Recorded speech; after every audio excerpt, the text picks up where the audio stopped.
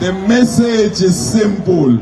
The clock is ticking. On the 14th of December, the Basic Education Laws Amendment Act will kick in, and in January 2025, all our children will be equal in all our schools without exception.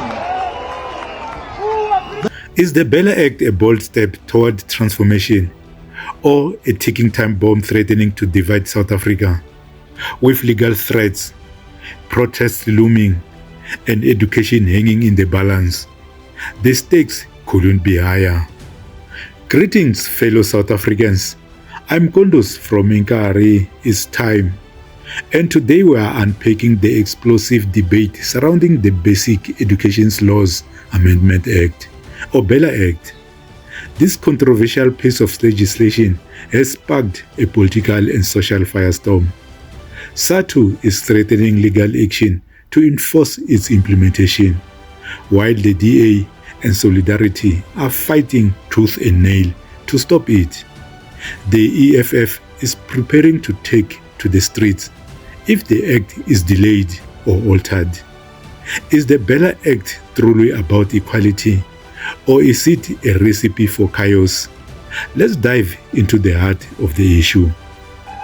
The 90-day deadline for consultation around clauses 4 and 5 of the Bela Act has passed. Whilst the country awaits the outcome of the discussions between various stakeholders with bated breath, political parties and unions are clashing over the matter. The Democratic Alliance, which has been strongly opposed to the implementation of clauses 4 and 5, is of the view that the two clauses are an attack on Afrikaner culture and seek to destroy the medium of Afrikaans in schools. We're not dealing with rationality here. We've heard from what MEC Chilwani has said, we've heard from what Premier Lesufi has said repeatedly, that this is a revenge project against Afrikaans. It's a major revenge project against Afrikaans, and that is what they're doing. And we have to believe that they will do what they say they will do. Mr. Chilwani says that there's no need for a single Afrikaans-speaking school in Gauteng, meaning that he will close them all down and make sure that his head of department has the final say to prevent any Afrikaans medium school existing anymore in Gauteng. And Panyaza Lesufi says he's continuing the 1976 uprising to do away with Afrikaans, which is completely ahistorical because there is absolutely no historical precedent for this 1976 uprising to have anything to do with stopping Afrikaans as a medium of instruction. But teacher union SADTU, which has threatened legal action if the two clauses are not implemented, has poured cold water over Zilla's claims. Well, first and foremost, I must indicate that the fears and the worries that are so unfounded.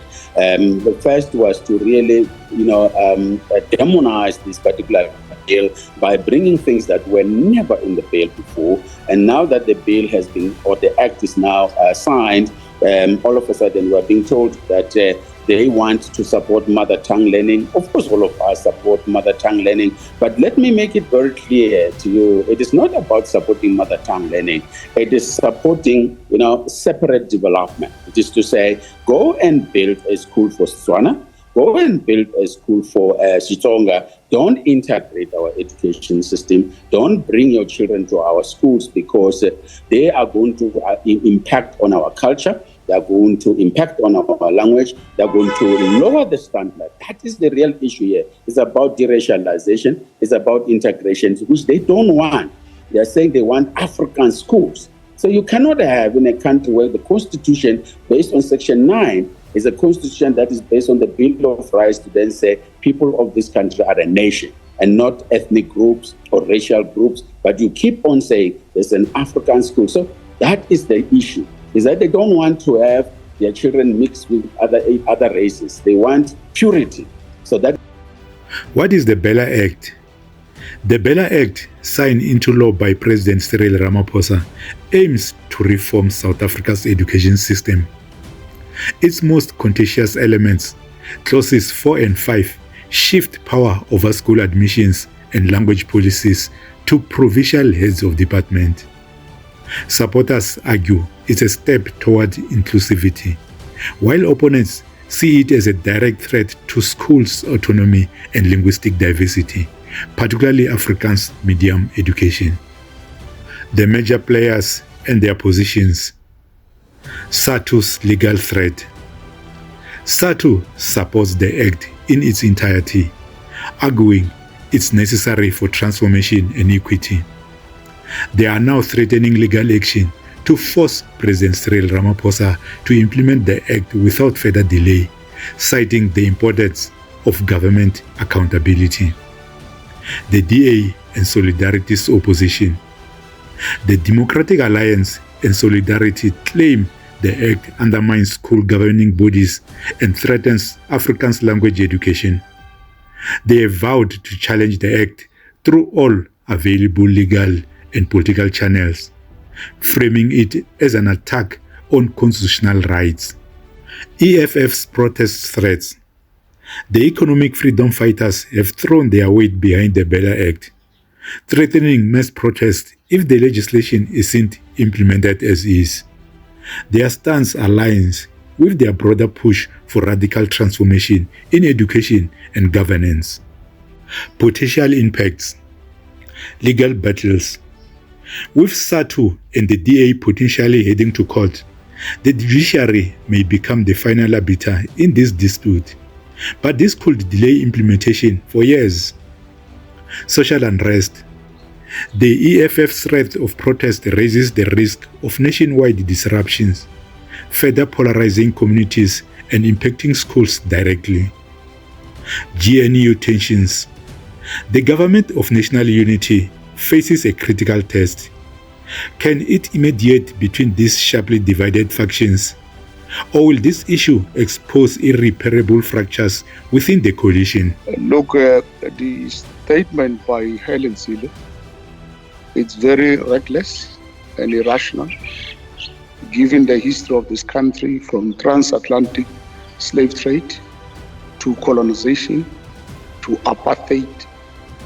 That is the history of this country, and all of us are duty bound to respect how other people feel and to respect the right of other people. And I think the attempt by Helen Zille to create an impression that the African National Congress want to attack Africans, it's baseless and it does not have any substance, because Afrikaans is spoken by over 9 million South Africans. Afrikaans is also an institution of research and science in a number of our universities and schools in the country. And there's no way that you can find it easy to kill a language. Afrikaans is one of the 12 official languages of our country. It's fully protected by the Constitution and all laws of the Republic. What we are requesting and trying to push on the Bela Act is to ensure that all languages enjoy equal rights in this country. They enjoy the same status in terms of research and science and accessibility and inclusivity. So given our history, it's very reckless for Madam Zille to say what she's saying. The Bela Act has become more than just an education reform bill. It's now a symbol of South Africa's deeper struggles with transformation, identity, and governance. With legal battles, protests, and political fallout looming, its implementation could shape the nation's future. What do you think? Is the Bela Act the transformation South Africa needs? Or does it threaten to unravel hard-won constitutional rights? Share your thoughts in the comments below. Like this video and subscribe to Inkari. It's time for more insightful discussions on the pressing issues shaping our nation. Stay informed, stay engaged, and remember, it's time to be part of the struggles. Thank you for watching and take care.